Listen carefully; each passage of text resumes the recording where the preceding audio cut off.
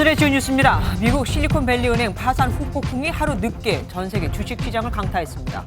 미 중소은행의 연쇄 파산 불안감에 외국인 투자자가 6천억 원 넘게 주식을 팔면서 코스피는 2.5% 급락했고 전 세계 금융주 시가총액은 사흘 새 607조 원이 증발했습니다.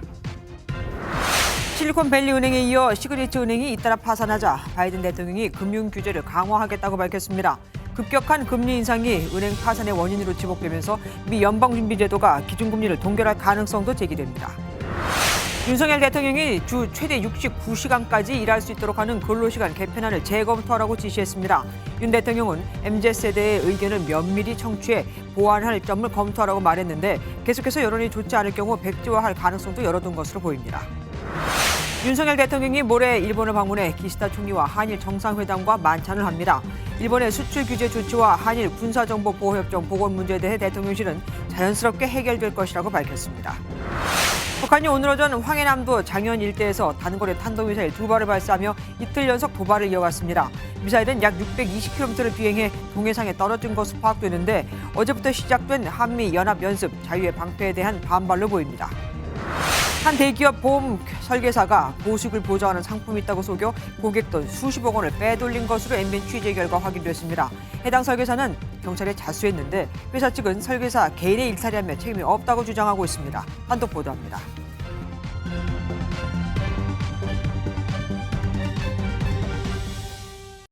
연인 사이에 사탕을 선물한다는 화이트데이가 블랙, 검은 화요일이 돼버렸습니다.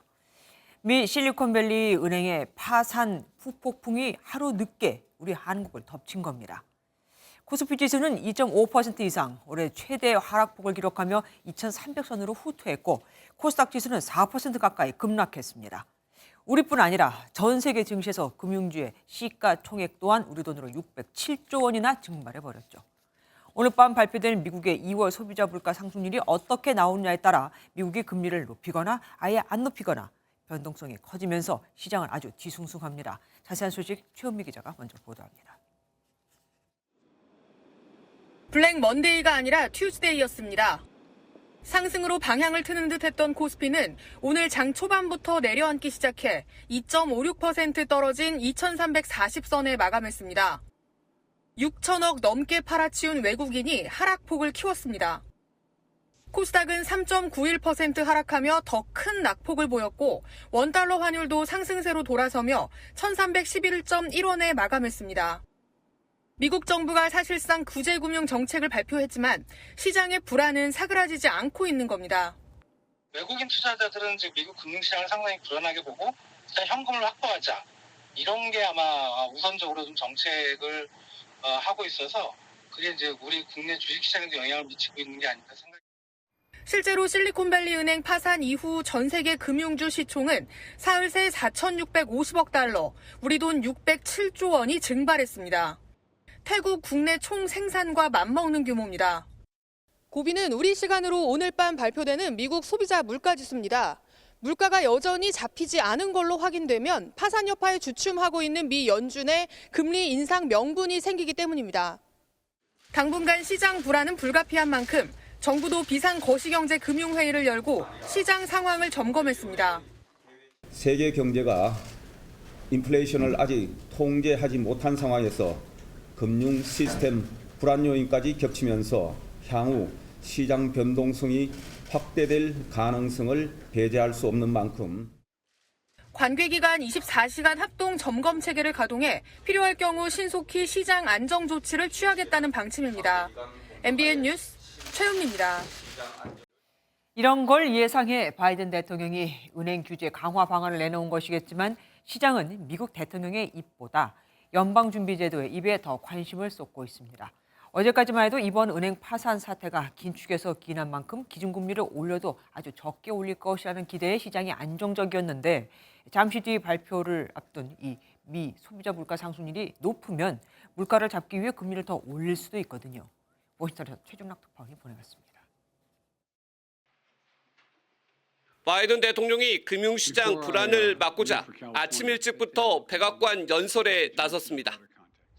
실리콘밸리 은행과 시그니처 은행에 이어 더는 문 닫는 은행은 없을 것이라며 은행 규제 강화에 나서겠다고 강조했습니다. I'm going to ask Congress and the banking regulators to strengthen the rules for banks to make it less likely this kind of bank failure would happen again. 뱅크런 사태를 막기 위해 모든 예금은 지원할 것이라며 안심해도 된다고 말했습니다. Americans can have confidence that the banking system is safe. Your deposits will be there when you need them. 폐쇄 이후 다시 열린 은행에서도 큰 혼란은 없었습니다. At first, a little scared, but I knew that I was under the insured, under the maximum insurance. So I was pretty sure I'd be getting my money back, and then I started. 하지만 일부 지역은행들의 주가 폭락을 막지 못하며 주말 새 긴급 자금을 투입한 퍼스트 리퍼블릭 은행이 60%가량 폭락했습니다. 결국 뉴욕 증시는 다우지수가 바이든 대통령 발언 이후 상승 반전하다가 하락 마감했고 그나마 기술주 중심의 나스닥 지수가 영향을 크게 받지 않으며 상승세를 유지했습니다. 은행 파산의 주요 원인으로 꼽히는 급격한 금리 인상이 지목되면서 다음 주 통화정책 방향에도 관심이 쏠리고 있습니다. 연방준비제도가 오는 22일 공개시장위원회에서 이번에는 물가 안정보다는 은행 시스템 안정에 집중하면서 기준금리를 0.25%포인트 또는 동결 가능성까지 제기됩니다. 워싱턴에서 MBN 뉴스 최종락입니다. 윤석열 대통령이 현행 주 52시간제를 주 최대 69시간까지 늘릴 수 있도록 한 고용노동부의 근로시간 개편안을 재검토하라고 지시했습니다. 당초 미리 많이 일하고 몰아서 쉬지 않은 취지와 달리 일만 많이 하고 못 쉴 수 있다는 우려에 MZ세대 노조조차 반대 입장을 밝히면서 윤 대통령이 세세하지 못했던 참모들을 심하게 질타한 것으로 알려졌습니다. 원중희 기자가 보도합니다. 윤석열 대통령이 주 최대 69시간 근무제 개편안을 재검토하라고 지시했습니다. 지난 9일 MZ노조로 불리는 새로 고침 노조가 반대 입장을 낸 것을 의식한 듯 특히 MZ세대의 의견을 면밀히 청취해 보완할 점을 검토하라고 전했습니다. 대통령실은 법안과 관련해 국민과의 소통 노력이 부족했다는 입장입니다. 근로시간 연장은 노사 합의에 따른 선택임에도 강제처럼 인식돼 근로자의 선택권과 권익 강화라는 본래 취지가 무색해졌다는 겁니다. 윤 대통령은 참모들과의 회의에서 부정적인 여론이 확산하는 데 대한 대책 마련이 미흡했다고 질타한 것으로 알려졌습니다. 한덕수 총리는 윤 대통령과 사전에 통화를 했다며 원점 재검토는 아니라고 밝혔습니다. 사용자와 근로자 간의 합의를 통해 근로시간의 선택권을 부여하는 것이 이번 제도 개편의 본질입니다. 그럼에도 대통령실 내부에서는 노조 불법 근절과 회계 투명성 강화 등 노동개혁 최우선 과제가 마무리되지 않은 상황에서 다소 성급하게 노동시간 유연화 이슈를 제기한 것 아니냐는 지적도 나옵니다. MBN 뉴스 원중입니다. 장관까지 나서서 대국민 브리핑을 한 걸 불과 한 주 사이에 대통령이 고치라고 주문하는 건 흔한 일이 아니죠. 그만큼 여론이 심상치 않다는 건데 대통령이 특히 MZ세대 의견을 들어보라고 콕 집어 한 말에 주목할 필요가 있습니다. 보안 지시가 나온 배경, 박유영 기자가 살펴보겠습니다. 개발직 4년 차인 정모 씨는 주 52시간제인 지금도 프로젝트를 진행할 땐 근무 강도가 만만치 않습니다. 이제 일정을 맞추기 위한 추가 연장 근무 같은 경우는 거의 이제 비일비재하다고 좀 볼 수 있을 것 같아요. 깜깜할 때 나와서 깜깜할 때 들어가는. 주 69시간 근로가 가능해진단 말을 들었을 땐 우려부터 앞섰습니다. 바쁠 때는 몰아서 일을 시킬 수 있지만은 33일 쉬겠다고 했을 때 용납할 수 있는 사측이 과연 얼마나 될지. 근로시간 개편안 발표 이후 가장 많이 나온 반응은 정 씨처럼 그게 되겠느냐였습니다. 온라인에서도 일하다 과로사하라는 말 등의 부정적 여론이 커지자 윤석열 대통령도 국정 운영에 부담을 느낀 것으로 보입니다. 특히 정부가 MZ세대는 다르다며 청년층을 타겟팅해 관련 우려를 불식시키려고 했지만 MZ세대들은 부회장 나와라, 회장 나와라, 성과급이 무슨 근거로 이렇게 됐냐라고 해서 권리의식이 굉장히 뛰어나다. 그 MZ세대들이 크게 반발하자 추진 동력이 떨어졌고 손질이 불가피해졌다는 분석이 나옵니다. 현재 69시간제 자체가 그 근로복지공단에서 제기하는 과로 수준을 넘어섭니다. 이 총량 자체가 대폭 수정이 돼야 된다, 하향돼야 된다. 고용노동부는 일부 비현실적인 가정을 토대로 잘못된 오해가 있다면서도 각계각층과 소통하겠다고 몸을 숙였습니다. 정부는 다음 달 17일까지인 입법 예고 기간 동안 주 69시간제에 대한 여론조사를 실시하고 그 결과를 적극 반영하겠다는 입장이어서 경우에 따라 전면 백지화가 될 가능성도 거론됩니다. MBN 뉴스 박영입니다. 모레 윤석열 대통령의 방일 일정, 그 윤곽이 나오고 있습니다. 우선 첫날 한일 정상회담에서 강제징용 해법에 대한 후속 조치가 논의될 예정인데 한국 정부가 이 정도 성의를 보였으면, 그러니까 가는 게 있었으면 일본 측에서도 오는 게 있어야겠죠. 일본 제철 등 피고 기업들이 미래 청년기금에 얼마나 참여할까가 관건입니다. 황정 기자가 보도합니다. 오는 16일 오전 전용기 편으로 도쿄에 도착하는 윤석열 대통령은 첫 일정으로 현지 동포들과 오찬을 겸한 간담회를 개최합니다. 이후 같은 날 오후 기시다 후미오 총리와 넉 달 만에 한일 정상회담을 합니다. 우리나라가 먼저 발표했던 강제징용 해법에 대한 후속 조치가 가장 중요한 의제입니다. 기시다 총리가 강제징용에 대해 피해 사실을 인정하는 사과 표현을 할지가 관심인데 과거 담화를 계승한다는 정도의 발언을 할 가능성이 크다는 분석이 나옵니다. 2019년 일본이 내렸던 수출 규제 조치와 화이트리스트 배제도 풀릴지 주목되는데 대통령실 고위 관계자는 협의에 진전이 있다면 자연스럽게 해결될 것이라고 전망했습니다. 악순환의 고리를 끊고 양국 간에 본격적으로 교류할 수 있는 여건을 다시 정비하는 중요한 계기가 될 것입니다.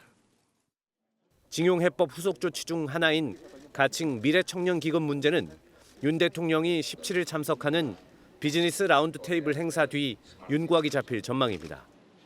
삼성전자, 현대차 등 5대 그룹 총수들과 일본 경제인들이 모일 예정으로 미래청년기금에 일본제철, 미쓰비시 중공업 등 피고 기업이 참여하는 방안이 일정 뒤 발표될 것으로 알려졌습니다.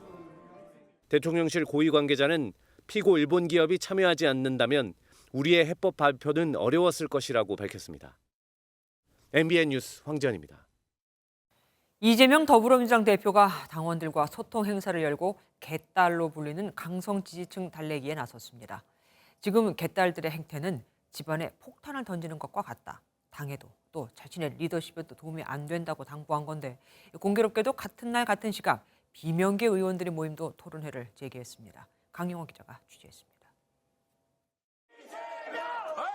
당원들의 열렬한 환호 속에 등장한 이재명 더불어민주당 대표, 지지자들을 향해 당부의 말을 꺼냅니다.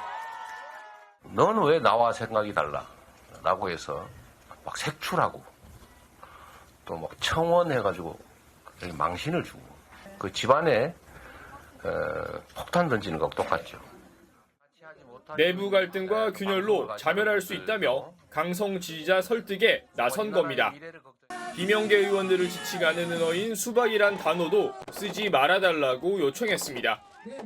하지만 대화에 참여한 권리당원들도 호락호락하진 않았습니다. 이낙연 전 대표님, 우리 당에 정말 소중한 정말 자원이시거든요. 이 대표가 최근 일부 지지자들이 이정미 정의당 대표를 향해 야유한 것에 대해 거론하자 적극 반박하기도 했습니다. 그 연설조 중에 계속 이제 시끄러운 소란이 벌어졌는데 이제 정의당 입장에서 매우 섭섭했던 것 같아요. 싫다고 표현도 할 줄 알아야 돼요. 공교롭게 같은 시각 비명계 모임인 민주당의 길도 토론회를 재개했습니다. 대선 이후 1년 평가가 주제였는데 민주당 내용을 고려한 듯 현안에 대해선 말을 아꼈습니다. 이재명 대표는 내일 당내 최대 의원 모임인 더 좋은 미래의 간담회에 참석할 예정인데 당내 갈등 상황에 대한 해결 요구가 이어질 전망입니다. MBN 뉴스 강희용입니다.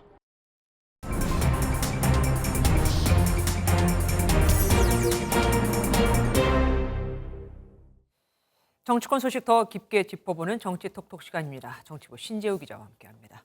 어서 오십시오. 앞서 잠깐 봤지만 이재명 더불어민주당 대표가 드디어 당내 갈등 봉합에 적극적으로 나서는 모양을 보이고 있습니다. 네, 오늘 첫 회의를 한 더불어민주당의 총선 공천제도 TF도 이런 노력의 일환으로 풀이가 됩니다. 네. 이낙연계로 분류되는 이계호 의원이 TF 위원장을 맡았고 구성원 11명 가운데 친명계는 문진석, 이해식 의원 딱 2명에 불과한데요. 이 대표가 공천권을 남용하지 않겠다는 의지를 내비치며 비명계에 손을 내밀었다, 이런 해석이 나오고 있습니다. 네. 국민 누구나 또 당원 누구나 수긍할 수 있는 합리적인 공천 제도를 만들어 주시길 부탁드립니다. TF는 당내 의견을 수렴해 오는 4월 10일까지 공천 제도를 마련하는 것을 목표로 활동합니다. TF가 어떻게 구성되냐 굉장히 궁금했었는데 이재명 대표가 한 발 물러선 형국이 됐습니다. 어쨌든 이 대표, 내일은 김기현 신임 국민의힘 대표를 만난다고요? 네, 맞습니다. 국민의힘의 김기현 대표가 취임 일주일 만인 내일 이재명 대표를 예방합니다. 이 대표가 여당 대표와 회동을 하는 건 지난해 8월 비대위원장 직무대행을 하던 권성동 전 원내대표와의 만남 이후 약 6개월 만입니다. 여소야대 상황에서 두 사람은 양당의 협치를 당부하는 이야기를 주고받을 것으로 보입니다. 하지만 지금 국회 상황을 보면 협치가 그렇게 쉬울 것 같지도 않아요. 두 사람이 원래 사이가 좋았던 것도 아니고요. 맞습니다. 말씀하신 것처럼 두 사람이 한 번 만났다고 협치로 이어지는 건 아니겠죠. 앞서 두 대표는 서로 험한 말을 주고받은 적이 있습니다. 지난 대선 당시 이재명 후보는 김기현 원내대표를 향해 위리안치시키겠다는 말을 했습니다. 위리안치란 과거 중죄인의 거소 주위에 가시 울타리를 만들어 외부와의 접촉을 차단시키는 형벌을 의미합니다. 김기현 원내대표에게는 봉고 파직에 더해서 저기 남극 지점에 위리안치를 명하도록 합니다. 위리안치 갔다가 또 제가 빠삐용처럼 탈출해서 오도록 하겠습니다. 대선 후보로 나서기에 앞서서 먼저 인성과 개념부터 챙기셔야 될 것 같습니다. 김기현 대표는 어제 안철수 의원을 만났고 오늘은 황교안 전 대표를 만났다고요? 네, 두 사람은 여의도의 한 식당에서 오찬 회동을 했습니다. 격한 논쟁을 벌였던 선거전 때와는 상당히 다른 분위기였다고 합니다. 네. 정말 화기애애하게 계속 웃으시고 또 총선 승리를 위해서 같이 가자. 오늘 뭐 그렇게 원팀이 되자. 그 말씀하셨습니다. 황 전 대표가 제기한 김 대표의 울산 땅 투기 의혹은 거론되지 않았다고 합니다. 어쨌든 황 전 대표는 뭐 이재명 대표를 만나서는 안 된다고 했었는데 뭐 만난다고 하니까 두고 봐야겠네요. 그리고 김 대표가 그러니까 최종 4인 중에서 당대표 경선해서요. 4인 중에서 3명을 만나는 거잖아요. 그러면은 천하람 위원장도 만날 가능성이 있습니까? 네, 김 대표 측은 천 위원장과도 계속 만남을 조율 중이라고 말을 했습니다. 다만 천 위원장은 당 지도부가 연대와 포용하려는 의지가 있는지 확인하는 것이 우선이라고 밝혔습니다. 전당대회 전후로 친윤계가 이준석계 후보들을 향해 훌리건으로 비유하는 등 강도 높게 비판한 것 때문인데요. 당 지도부 내에서도 이준석 전 대표 포용에 대해서는 의견이 엇갈리고 있습니다. 대통령 얘기도 해보겠습니다. 내일 모레 기시다 일본 총리와 만나잖아요. 그다음에 만찬을 하는데 장소가 좀 특이해요. 네, 일본 언론은 윤 대통령과 기시다 총리가 16일 정상회담을 끝난 뒤 두 차례 만찬을 가질 것이라고 보도했습니다. 1차는 긴자 주변의 한 레스토랑에서, 2차는 한 경양식 집에서 오믈렛을 먹으며 대화를 가겠다고 합니다. 128년 전통의 이 경양식집은 돈가스와 오믈렛의 발상지로 알려졌는데 일본 정부가 오믈렛을 좋아하는 윤 대통령의 희망에 따라 이곳을 2차 만찬 장소로 택했다고 전했습니다. 대통령실 고위 관계자는 일본이 윤 대통령을 최대한 예우하기 위해 여러 가지 준비를 하고 있다는 것으로 알고 있다고 밝혔습니다. 저 같으면 좋아해도 일본까지 가서 오므라이스, 이 오믈렛을 먹고 싶지는 않을 것 같은데 말이죠. 여기까지 듣겠습니다. 지금까지 신재우 기자와 함께했습니다. 윤 정부의 인내심을 시험해보는 걸까요? 이틀 만이죠. 북한이 한미연합훈련 자유의 방패 둘째 날인 오늘 남북 접경 지역에서 또 미사일을 발사했습니다. 이번엔 단거리 탄도미사일 2발로 620km를 날아 동해상에 탄착했죠. 사실상 한반도 전역이 사정권에 들어갑니다. 김태희 기자가 보도합니다.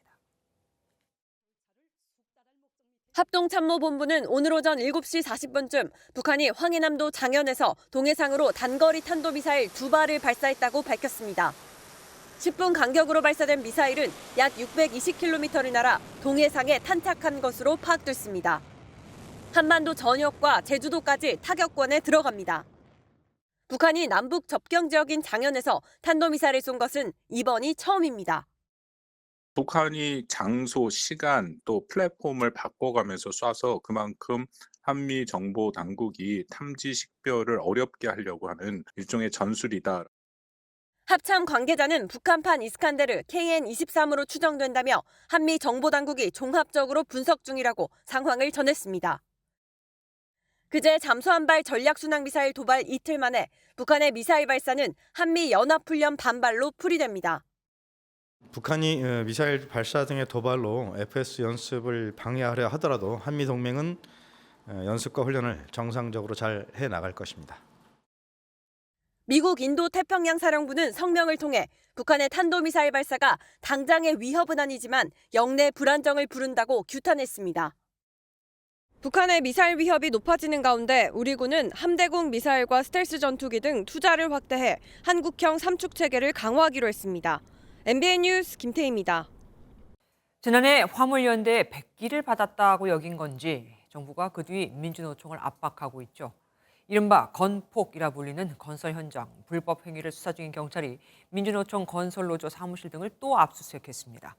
노조 윗선의 공모 가능성을 염두에 둔 2차 압수수색인데 노조 측은 정권 퇴진 운동을 전개하겠다며 반발하고 있습니다. 신영빈 기자가 보도합니다. 민주노총 건설노조 소속 조합원들이 수사관들에게 붙들려 법원 건물을 빠져나옵니다. 이들은 지난 2020년부터 2년간 건설 현장에서 채용을 강요하거나 금품을 뜯어온 혐의로 구속영장이 청구됐습니다. 공소 내용 중에서 좀 납득하지 못하는 부분들 있으신가요? 민주노총은 개인 일탈이라고 주장하지만 윗선 개입 가능성을 염두에 둔 경찰은 민주노총 건설노조 수도권 북부지역본부 등을 압수수색했습니다. 영상을 보여주지. 안에서 보여드릴게요. 민주노총은 노조 탄압이 극에 달했다며 강력 반발했습니다. 3월 25일을 시작으로 윤석열 정권 심판투쟁을 시작하고자 합니다. 노동자들에 대한 일방적인 탄압을 멈추지 않는다면 더 이상 국민들도 가만히 있지 않을 것입니다. 경찰은 압수품 분석 뒤 향후 관계자 소환을 이어갈 방침이라 노정 간 갈등은 심해질 전망입니다. MBN 뉴스 신영빈입니다. 정부가 회계장부를 제출하지 않는 노동조합에 결국 과태료를 부과하기로 했습니다. 다음 달엔 미제출 노조에 대해 현장 조사도 예고했죠. 노동계는 재정에 관한 장부와 서류 등을 작성해 사무소에 비치해야 하고 이를 3년간 보존해야 한다는 노조법 14조는 어디까지나 조합원에 대한 의무이지 정부에 대한 게 아니라며 이정식 고용노동부 장관을 직권남용으로 고발하기로 했는데 노조법 27조에 따르면 노조는 행정관청에 요구할 경우 결산 결과와 운영 상황을 보고해야만 합니다. 최돈희 기자가 보도합니다. 노조개혁의 출발점은 회계 투명성에 있다. 윤석열 대통령의 거듭된 언급에 고용노동부는 지난달 조합원 1,000명 이상 단위노조와 연합단체에 회계자료 제출을 요구했습니다. 하지만 86곳은 끝내 제출을 거부했고 민주노총 소속 노조가 39곳으로 가장 많았습니다. 이에 노동부는 회계자료를 제출하지 않은 노조에 과태료를 부과하기로 하는 초강수 조치에 들어갔습니다. 노동조합 재정이 불투명하면 횡령 등의 원인이 되고 노노 갈등, 단결력 약화에 따른 근로자 권익 보호에 어려움까지 발생할 수 있습니다. 내일 5개 노조를 시작으로 다음 달 초까지 과태료 부과 사전 통지가 진행됩니다. 그래도 자료를 내지 않으면 현장 조사도 진행할 계획인데 이를 거부하면 또 과태료를 부과한다는 방침입니다. 정부가 압박 강도를 높이자 노동계 역시 반발 수위를 높이고 있습니다. 제출 요구는 법적 근거가 없습니다. 노조법 14조는 조합원에 대한 의무이지 정부에 대한 의무가 아닙니다. 양대 노총은 다음 주 초 이정식 고용노동부 장관을 직권남용 혐의로 고발하는 한편 과태료를 부과할 경우 과태료 처분 취소 소송도 준비하고 있습니다. MBN 뉴스 최동입니다. 겨울이 되면 여기저기서 지역 축제를 열죠. 경기도 가평에선 송어를 잡는 싱싱 축제가 열렸는데 여기 참여했던 소상공인들이 경찰에 고소장을 제출했습니다. 행사를 맡은 운영사가 일방적으로 축제를 중단하고 계약 조건을 지키지 않으면서 피해를 입었다는 거였죠. 가평구는 도와줄 방법이 없다는 입장입니다. 이번 축제를 다 운영사에 맡긴 만큼 구는 책임이 없다 이거죠. 장덕진 기자가 보도합니다. 얼음판 위에 사람들이 듬성듬성 보입니다. 다른 빙판은 아예 텅 비어 있습니다. 지난해 12월 말에 시작된 자라섬 싱싱 겨울축제인데 흥행에 실패했습니다. 이 축제에 음식 판매 업체로 참여한 자영업자들은 큰 손해를 봤습니다. 한 자영업자는 고기를 5천만 원어치나 준비했지만 거의 팔지 못했고 보증금 3천만 원도 아직 돌려받지 못하고 있다며 분통을 터뜨렸습니다. 홍보가 안 되니까 당연히 이제 사람이 없는 거죠. 그냥 말이 오픈이지 뭐 그때 진행하려고 했던 오픈 행사도 전혀 없었고 당연히 그러다 보니까 사람도 없었고. 운영사 측이 참여업체를 모집할 때 내걸었던 약속을 지키지 않아 축제가 실패했다는 겁니다.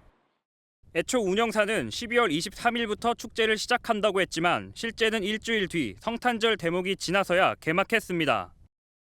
운영사 측은 연예인을 초청해 열겠다던 개장 행사도 개최하지 않았습니다.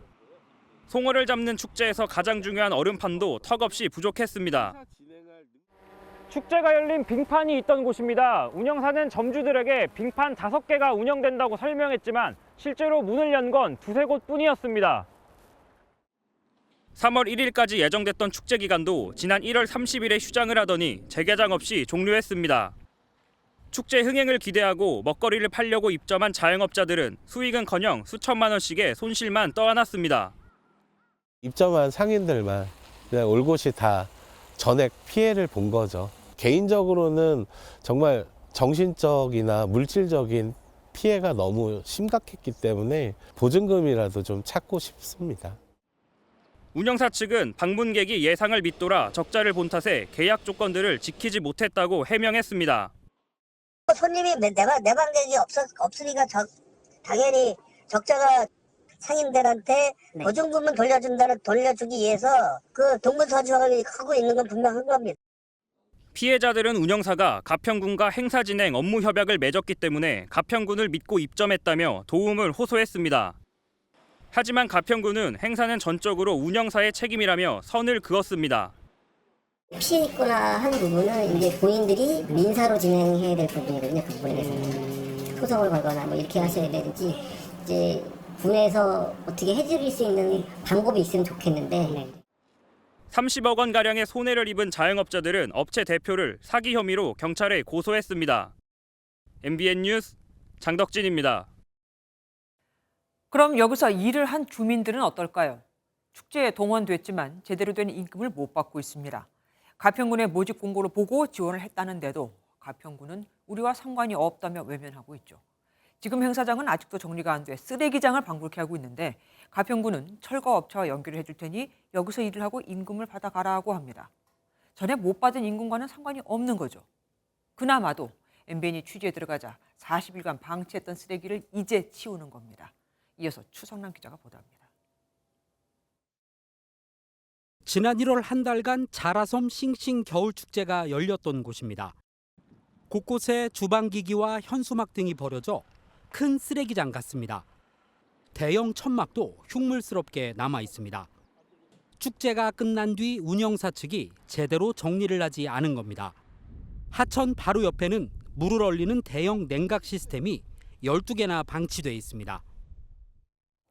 내부엔 냉매도 남아 있어 인근 하천으로 흘러들어가게 되면 자칫 수도권식 수원인 북한강이 오염될 수도 있는 상황입니다.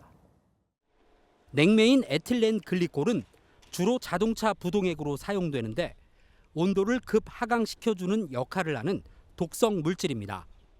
문제는 이뿐만이 아닙니다. 운영사 측은 축제 때 일을 시킨 지역 주민들에게 임금도 제대로 지급하지 않았습니다. 아르바이트에 나선 학생부터 소상공인 등 30여 명이 수십만 원에서 많게는 수천만 원의 급여를 받지 못했습니다. 고용노동부에 진정을 제기한 주민들은 가평군도 나서달라고 요청했지만 외면당했습니다. 군에 그 모집 광고 있잖아요. 저 같은 경우에 한 800 정도 돼. 공무원들이 뻔하잖아요. 그런 세세한 인건비까지는 관여할 수 없다 이렇게 나오는 거죠. 주민들은 가평군이 임금을 받아주지 못하지만 대신 다른 철거업체에서 일할 수 있게 해주겠다는 황당한 말을 했다며 울분을 터뜨렸습니다. 업체한테 이렇게 피해 보신 분들이 있으니 혹시 인력 쓰실 때 가평분들 이렇게 일하신 분들 써주시면 안 되겠냐고 제가 부탁은 드리려고 했던 부분이지. 가평군은 운영사 측에 하천 사용 허가만 내줬을 뿐 축제 운영에는 관여하지 않았다며 책임을 피했습니다. 비슷한 시기에 인근 지역에서 열린 화천 산천어 축제와 비교됩니다.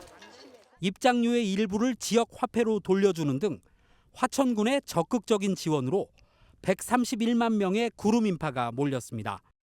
지역 축제에 뒷짐을 지고 지켜본 가평군의 소극적인 행정이 흥행 참패는 물론 지역 경제에도 찬물을 끼얹었다는 비난의 목소리가 나오는 이유입니다. MBN 뉴스 추성남입니다. 한국타이어 대전 공장에서 발생한 대형 화재 잔불 정리 작업이 아직도 이어지고 있습니다. 추진을 한 게 이틀 전인데 참 넓은 땅을 태웠다는 말도 되고 아직도 공장엔 타고 있는 게 있다는 뜻도 되겠죠.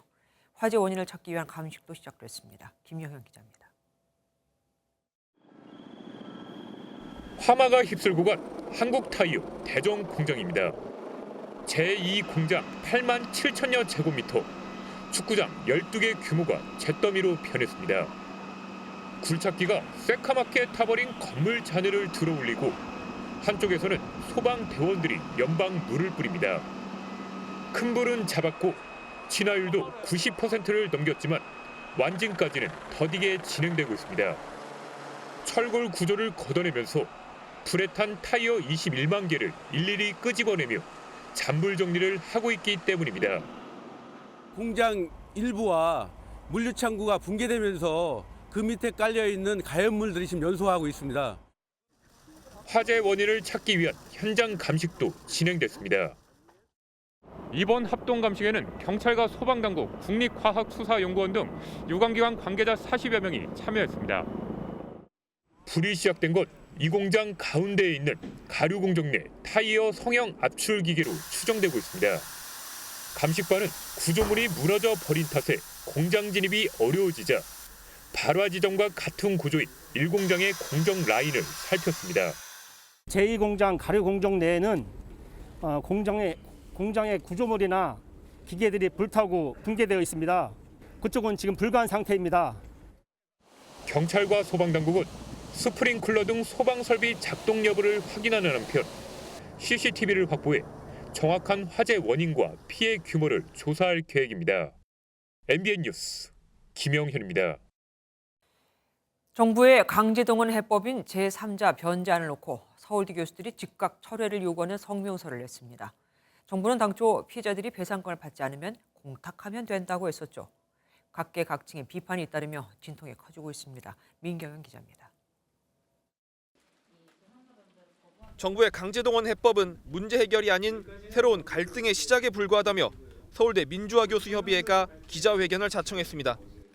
서울대 교수 50여 명은 가장 먼저 이번 해법이 강제동원 피해자들에 대한 일본 기업의 배상 책임을 인정한 지난 2018년 대법원 판결을 정면으로 짓밟은 점을 꼬집었습니다. 사법부의 권위나 삼권 분립의 원칙 등 헌법적 질서에 대한 존중이 온데간데 없이 실종돼 피해자에 대한 최소한의 존중도 없는 일방적인 해법에 불과하다. 이어 경제적으로도 아무런 성과를 얻지 못한 굴욕 외교라는 평가를 했습니다. 일본 정부는 수출 규제 조치 철회조차 우리 정부가 진행하고 있는 세계무역기구 제소 절차 중단을 선결 조건으로 삼는 오만한 입장을 유지하고 시민사회 안팎에서는 서울대를 시작으로 다양한 형태의 비판 성명이 이어질 것이란 관측이 나옵니다. 특히 앞서 피해자 측 생존원고 3명이 제3자 변제안 거부를 공식화하며 법적 분쟁을 감수하겠다고 밝힌 만큼 이번 사안은 장기화될 것으로 보입니다. MBN 뉴스 민경양입니다.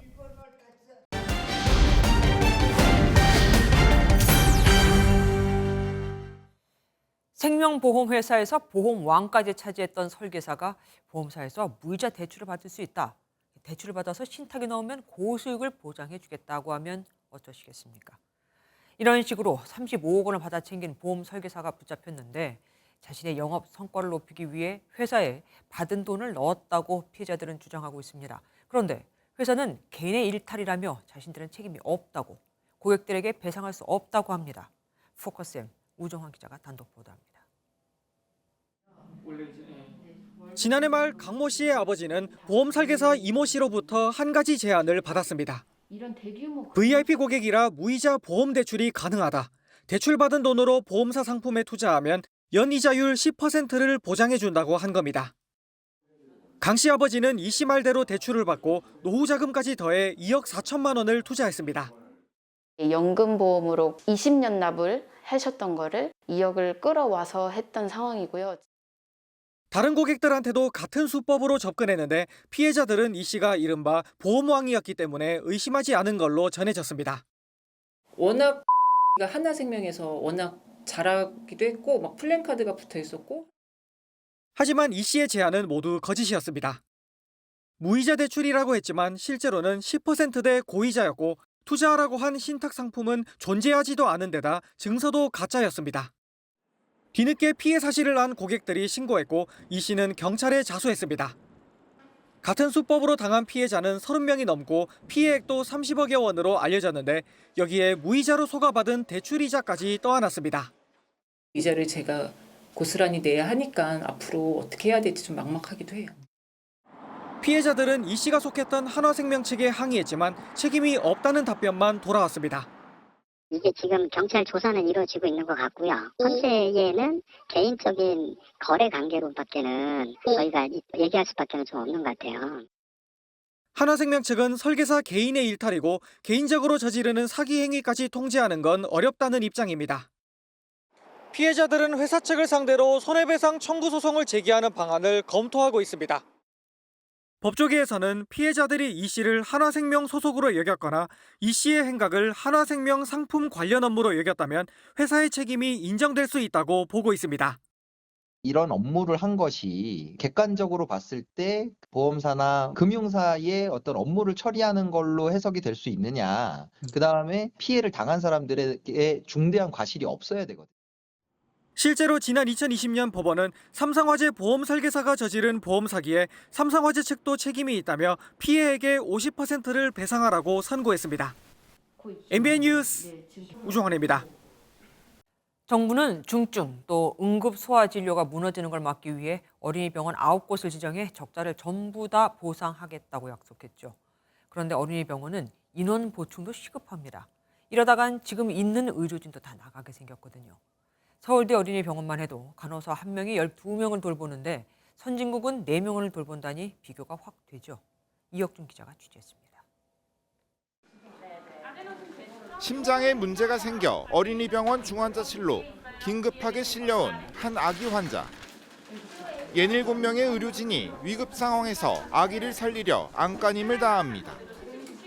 하루하루 사투를 벌이는 이곳 중환자실 내 병상은 모두 24개. 대부분 꽉 차 있지만 간호 인력은 11명뿐입니다. 병상마다 1명씩 배치하는 선진국과 비교하면 터무니없이 적다 보니 자동으로 흔들리는 요람까지 동원해 아기 환자를 보살핍니다. 일반 병동에도 간호 인력이 부족한 건 마찬가지입니다. 소아 환자 12명을 간호사 혼자 돌봐야 합니다. 신경이 망가지고 뇌 기능이 저하하는 희귀 질환으로 생후 9개월부터 12년 동안 병원에 다니고 있는 홍지유 양. 입원할 때마다 간호사를 애타게 기다릴 때가 한두 번이 아닙니다. 산소 포화도가 떨어지거나 그럴 때 제가 간호사 선생님 부르면 되는데 다른 일로 너무 바쁘신 거예요. 간호사 선생님들은 발을 동동 구르시면서 뛰어다니시거든요. 어린이 환자는 혈압과 체온을 재거나 주사와 수액을 투여할 때 성인보다 시간이 더 걸립니다. 고달픈 일상에 간호사들은 3년을 고비로 대부분 떠납니다. 기본적으로 간호사분들이 밥 먹을 시간은 거의 없다고 생각하시면 되고 응급 상황들이 굉장히 많고 이런 비인격적인 환경에서 일을 하기 때문에 어린 간호사들은 더 못 견뎌하는 거죠. 선진국 기준으로 어린이 일반 병동은 환자 4명당 1명의 간호사를 배치합니다. 이곳 어린이 병원의 간호사 수는 380명인데 정상적인 운영을 하려면 최소 149명을 늘려야 한다고 보고 있습니다. 그러나 적자투성이인 상황에서 신규 투자는 엄두도 못 내 전문의마저도 확보하기가 쉽지 않습니다. 워낙 희귀 질환이 많기 때문에요. 문헌도 다 찾아봐야 되고 다른 사례들도 다시 봐야 되고 그런 부분들이 잘 이루어질 만한 인력이 없는 거죠. 그러다 보면 결국은 치료 결정에 있어서 실수도 생길 수가 있는 거고요. 어린이 병원을 지키기 위해 보건복지부는 전국 9곳의 적자를 모두 보상하겠다고 약속했지만 의료진 증원은 또 다른 문제입니다. 특히 7곳의 국립대 병원은 교육부의 증원 결정을 거쳐 기획재정부의 예산 심의까지 통과해야 가능합니다.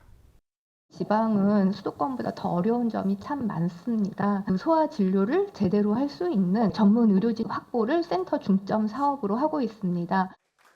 윤석열 대통령은 지난달 어린이병원을 방문해 의료진 부족을 해결할 특단의 대책을 마련하라고 지시한 바 있습니다.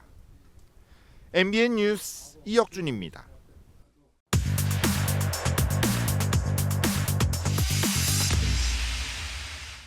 사건, 사고와 사회 이슈들에 대해 들여다보는 사회기자임 정태웅. 한범수입니다. 첫 번째 키워드입니다.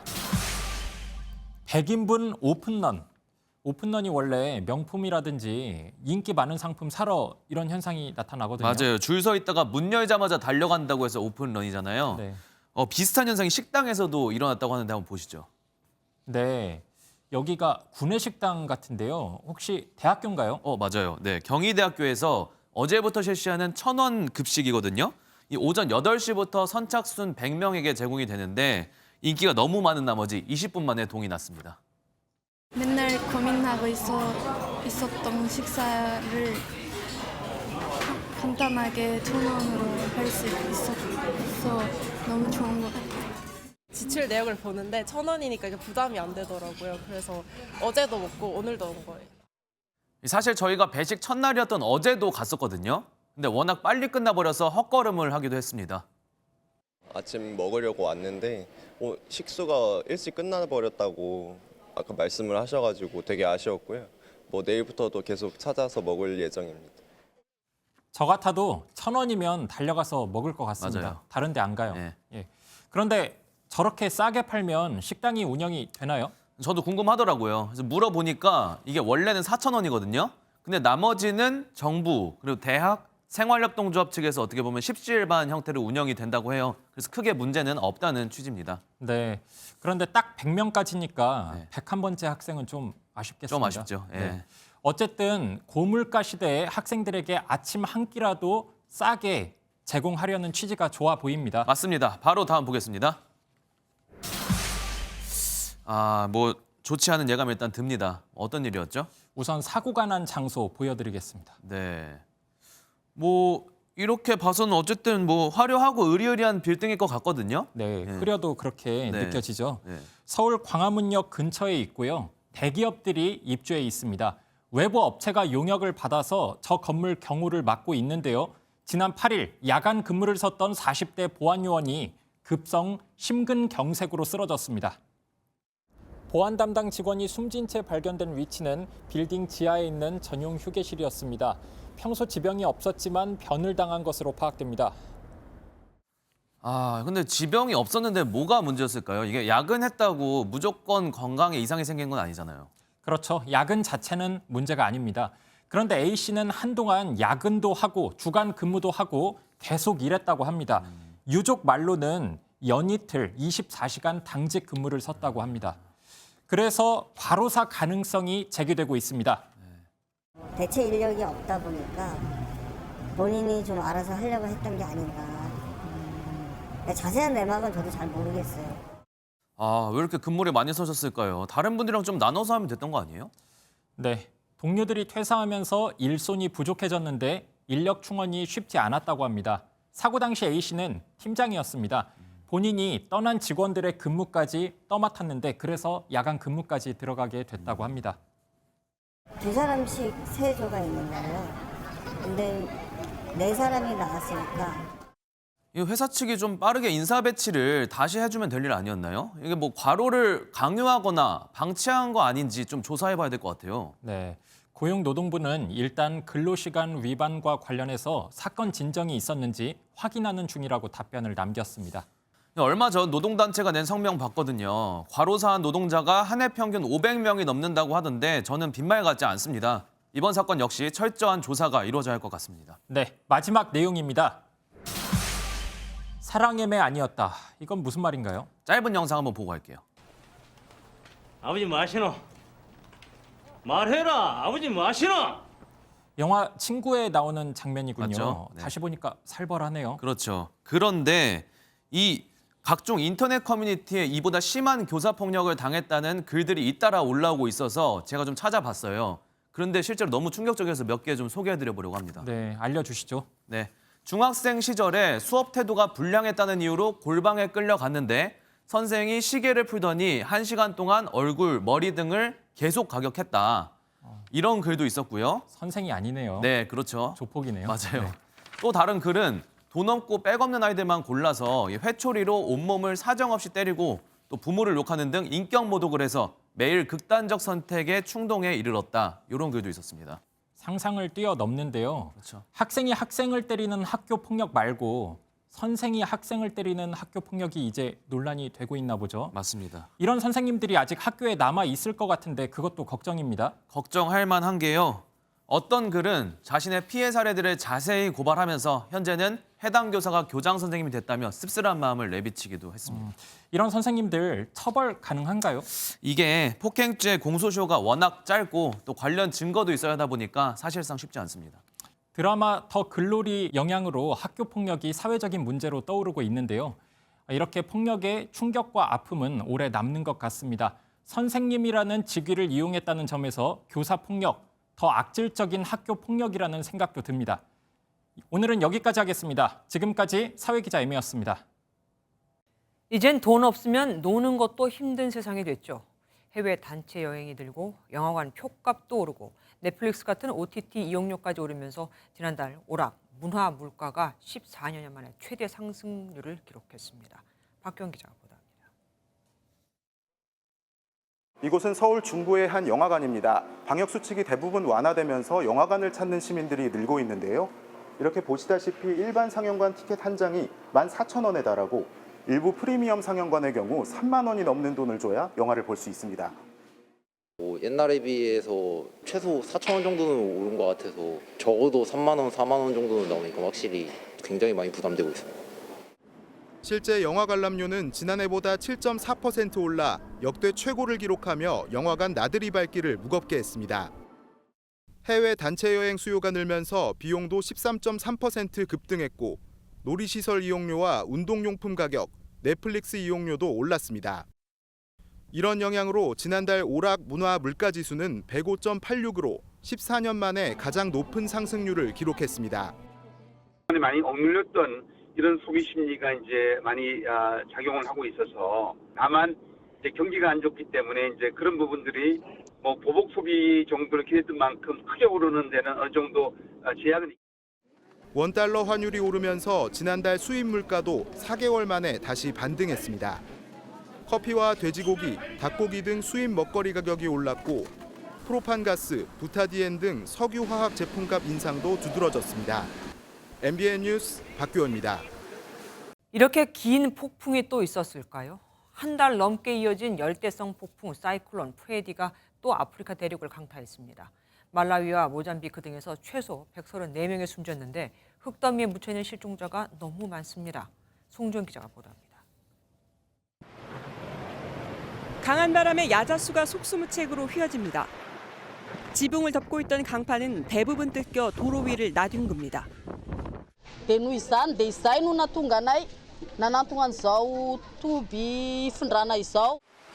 열대성 폭풍 사이클론 프레디가 다시 강타한 아프리카 대륙 상황은 처참합니다. 호주 부근에서 지난 2월 발생한 프레디. 지난 주말 모잠비크에 상륙하더니 13일 모잠비크 북쪽 내륙국 말라위까지 강타했습니다. 현재까지 말라위 99명, 모잠비크 17명, 마다가스카르 18명 등 최소 134명이 사망했습니다. Conveying the dead bodies whenever we have found them to Queen Elizabeth Central Hospital mortuary, of which is currently now full. 1만 명 이상이 이재민 신세가 됐고 흙더미에 묻혀있는 실종자가 많아 피해는 더 커질 전망입니다. 당국은 재난 상태를 선포하고 남부 10개 주 학교에 휴교령을 내렸습니다. 교통과 통신 서비스까지 중단돼 프레디 영향권에 있는 항공편도 모두 취소됐습니다. Tropical cyclone Freddy is continuing its incredible and its dangerous journey. It may have broken the record as the longest lasting cyclone in history on record. MBN 뉴스 송주영입니다. 불타는 트롯맨 영광의 탑7이 한자리에 모여 경연 뒷이야기를 전했습니다. 이들은 이구동성으로 이번 경연으로 인해 인생이 바뀌었다고 밝혔습니다. 정선민 기자가 보도합니다. 제1대 트롯맨 손태진을 비롯한 최후의 7인이 한자리에 모였습니다. 처음으로 트로트에 도전한 성악가 출신의 손태진. 뮤지컬 프린스 에녹은 인생이 완전히 바뀌었고 왕관의 무게가 참으로 무거울 것 같은데 그만큼 더더욱 노력하고 더 나아가서 더 배우려고 하는 길게는 5개월 동안 이 시간들 겪어오면서 사실 거의 한 10년치의 희로애락을 느껴왔다고 생각해요. 현역 가수들은 트로트를 포기해야 하나 고민하던 순간 다시 한번 기회를 얻었습니다. 사실 음악을 포기할까 생각을 하다가 마지막으로 이번 오디션에 참여했던 건데 트로트 원석에서 완벽한 보석이 된 톱7.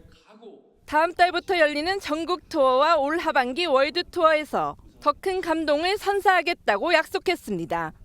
7명들이 다 이 개성들이 다 틀리기 때문에 아마도 이렇게 오시는 분들께서 굉장히 재미를 느끼지 않을까. 오늘 밤 방송되는 종영 스페셜 불타는 시상식에서는 톱7의 인생곡 무대와 미공개 영상을 만나볼 수 있습니다. MBN 뉴스 정설민입니다. 또 한 번 한국 드라마가 세계를 들썩이게 했죠. 끔찍한 학교 폭력을 겪은 피해자의 복수극을 그린 한국 드라마가 세계 순위 정상을 차지한 겁니다. 학교 폭력에 대한 미진한 사법 처리, 그걸 대리 해결하는 내용이 세계적인 공감대를 얻은 걸까요? 김문영 기자가 보도합니다. 난 잘못한 게 없어, 동훈아. 잘못한 게 없어? 어떡할까? 아니 왜 없는 것들은 인생의 권선징악, 인과응보만 있는 줄 알까? 고등학교 학교폭력 피해자의 인생을 건 복수를 다룬 넷플릭스 시리즈 더 글로리. 본격적인 복수를 다룬 후속편이 공개 사흘 만에 넷플릭스 TV 프로그램 세계 1위에 올라서며 문화권과 관계없는 인기를 증명했습니다. 계급적이고 계층적인 문제 그리고 권력적인 문제 때문에 순수하게 학생들의 문제가 아니라는 점이 그 가해자들에 대해서 나름대로 이 사법적 처벌이 못한 부분들을 대리 해소해주고 있기 때문에 주인공들의 연기력이 감탄을 자아내지만 사금력도 만만치 않습니다. 더 글로리 이후 앞서 태국에선 한 유명 배우가 학교폭력 의혹이 제기돼 사과했습니다. 국내에서는 정순신 변호사가 국가수사본부장으로 낙점된 뒤 아들의 학교폭력 문제와 이를 비호한 과거가 알려지면서 낙마했습니다. 더 글로리를 연출한 안기로 PD도 과거 학교에서 폭행을 한 사실이 드러난 뒤 사과하는 일이 벌어지기도 했습니다. 최근 인터넷에서는 과거 촌지를 받은 일부 교사들의 폭력도 함께 재조명되고 있습니다.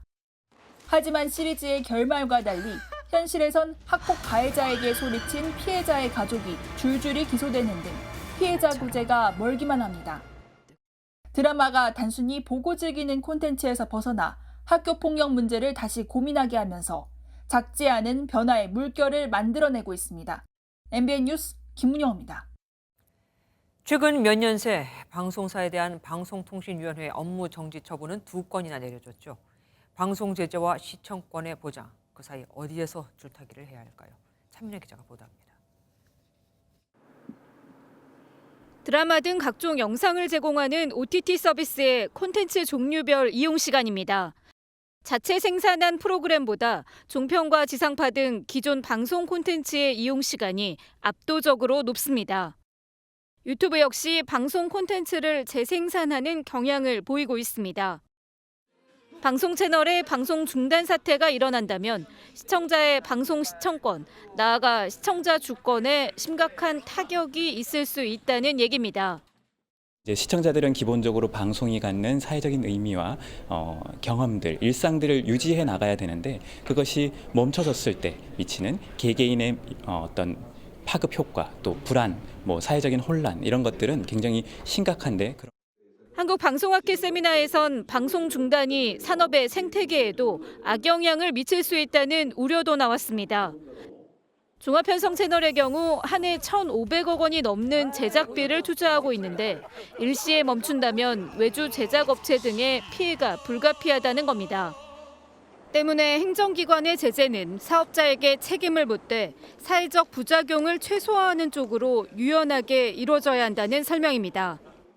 광고 영업 중단 같은 것도 있을 수 있을 것 같고요. 방송사가 어떤 사회적으로 어떤 비용 같은 것들을 부담하게 해서 방송 중단이 아닌 다른 방식으로 가름한. 앞서 정부의 롯데홈쇼핑 업무정지 처분도 중소협력업체의 피해와 시청자 권익 보호 등을 고려해 제재 수위를 낮춘 바 있습니다. MBN 뉴스 차민아입니다.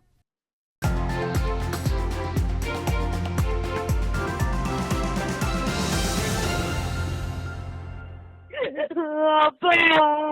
왜 그래? 학교돈을 빌렸는데. 전화 받자마자 울면서 뭐 얘기를 했는데 딸 같기도 하고 잘 구분이 가지 않았어요. 가족, 지인이 곤란한 상황에 빠졌다던가 큰 돈이 필요하다는 화급한 거짓 기별로 재산을 강탈해가는 보이스 피싱 범죄. 피해자 대부분이 정말 우리의 목소리인 줄 알았다며 감쪽 같은 범행 수법에 혀를 내두릅니다.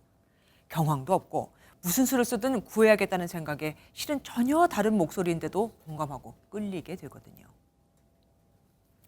그런데 이젠 정말 정신을 바짝 차려야 합니다. 신종 보이스 피싱은 이제 그 한계도 뛰어넘었거든요. 얼마 전 캐나다에서는 교통사고를 내 유치장에 갇혀있다며 다급하게 송금을 요구하는 아들 전화에 거액을 보낸 일이 있었지만 사기였습니다. 아랍에미리트의 한 은행에서는 고객사인 대기업 임원의 전화를 받고 420억 원을 송금했지만 가짜였죠. 상황은 좀 미심쩍었지만 분명 아들의 목소리 또 평소 알던 그 임원의 목소리가 분명했기 때문에 돈을 보낸 건데 실은 인공지능으로 만들어낸 딥 보이스, 한마디로 기계의 음이었죠. 불과 1년 전만 해도 음성을 복제하려면 대량의 음성 샘플이 필요했지만 이제는 유튜브나 소셜미디어에서 가져온 짧은 30초짜리 음성으로도 똑같이 복제가 가능해졌거든요. 사실 딥보이스 기술은 돌아가신 할머니가 생전 목소리로 동화책을 읽어준다던가 좋아하는 연예인이 내 곁에서 말벗이 될 수도 있는 인공지능의 놀라운 선물이라 여겨졌었는데 보이스 피싱 범죄로 진화한 겁니다. 그럼 이런 기술을 아예 막아버려야 할까요? 아닙니다. 교통사고를 낸다고 자동차를 없애서는 안 되듯 새 기술도 뺑소니를 칠 경우, 신호를 위반했을 경우, 주차를 잘못할 경우 등등처럼 자세한 상황을 예측하고 또 대비해 놔야 합니다. 자동차는 천천히 그 수가 늘었지만 요즘 기술은 아니라고요. 그래서 더 많이 배우고 더 똑똑하다는 여러분을 관료로, 국회의원으로 뽑은 거 아니겠습니까? 그런 능력이 없다면 옷 벗고 내려와야죠. 핑계대며 편안히 월급 받으라고 준 자리가 아닙니다. 범죄수법은 인공지능까지 동원해 펄펄 날고 있는데 언제까지 개개인에게 주의만 당부하시겠습니까? 김주아의 그런데 오늘은 AI 목소리에 돈 털리는데 였습니다.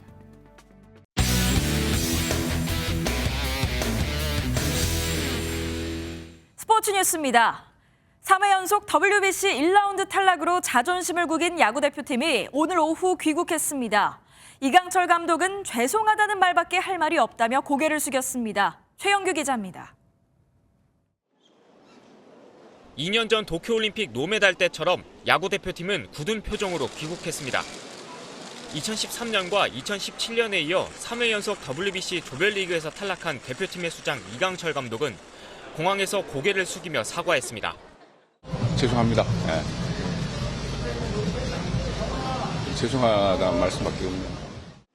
무거운 표정으로 곧바로 공항을 빠져나간 선수들이 안쓰러웠는지 선수들은 최선을 다했다며 탈락의 책임을 자신에게 돌렸습니다. 선수들은 정말 잘했기 때문에 이제 선수들한테는 조금 이렇게 좀 자제를 해주셨으면 고맙겠어요. 저한테 다 비난을 해주시고. 이강철 감독은 부진하긴 했지만 경험을 쌓은 젊은 투수들이 올가을 아시안게임과 11월 아시아 프로야구 챔피언십 등 국제대회에 더 출전해 잘 성장하길 바란다는 바람을 전하며 짧은 인터뷰를 마쳤습니다. 메이저리거 김하성과 에드먼이 일본에서 곧바로 미국으로 향한 가운데 국내 선수들은 잠시 휴식을 취하고는 소속팀으로 복귀할 예정입니다.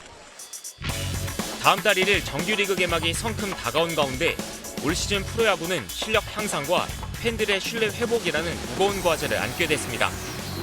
MBN 뉴스 최영규입니다. 내일 낮 동안 약하게 비가 내리는 곳이 있겠습니다. 수도권을 비롯한 중북부 지역과 경남 남해안에 5mm 미만의 강수가 예상되는데요. 비의 양이 워낙 적어서 건조함을 달래주진 못하겠습니다. 현재 서울 등 내륙으로는 건조특보가 발효 중입니다. 실효 습도가 35% 이하로 낮아지면서 바짝 메말라 있습니다. 여기에 내일은 저기압의 영향을 받으면서 순간적으로 아주 강한 돌풍이 몰아치겠고요. 특히 영동 지역을 중심으로는 시속 90km 이상의 바람이 예상됩니다. 작은 불씨도 세심하게 살피셔야겠습니다. 내일 전국에 구름 많겠습니다. 새벽부터 아침 사이 내륙과 남해안으로는 안개가 짙겠습니다. 자세한 지역별 내일 기온입니다. 낮 동안 서울이 22도, 대전도 18도까지 오르겠고요. 남부지방으로는 광주가 21도, 대구 22도까지 오르면서 남부 내륙을 중심으로는 20도를 웃도는 곳이 많겠고요. 전국적으로 일교차는 매우 크게 벌어지겠습니다. 금요일과 토요일에는 남해안과 제주에 비가 내릴 전망입니다. 내셨습니다. 안녕하세요. 김주하입니다. 공정하고 신속한 MBN 뉴스, 유튜브를 통해서도 만나보실 수 있습니다. 특히 더 많은 뉴스와 라이브를 보고 싶으시다면 오른쪽을 눌러서 구독하시면 됩니다. 어렵지 않죠? 빠르고 정확한 뉴스로 계속 찾아뵙겠습니다. MBN 뉴스를 시청해 주신 여러분 고맙습니다.